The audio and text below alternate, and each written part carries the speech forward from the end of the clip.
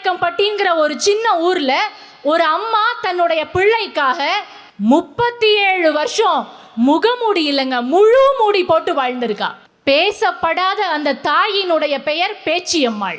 கல்யாணம் ஆகி 15 நாள்ல கணவர் ஹார்ட் அட்டாக்ல இல்லாம போயிடுறார். அதுக்குள்ள குழந்தை உருவாயிருது. பிறந்தது பெண் குழந்தை.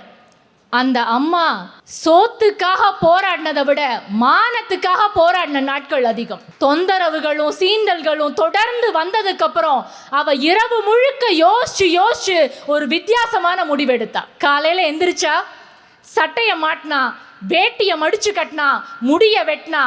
பேச்சியம்மாள் என்ற தாய் எடுத்த புதிய அவதாரம் முத்து மாஸ்டர். ஒரு அம்மா பிள்ளைய வளர்க்கறதுக்காக அப்பா ஸ்தானத்துல இருந்து நம்ம பார்த்துருப்போம். இவ அப்பாவாவே வாழ்ந்திருக்காங்க.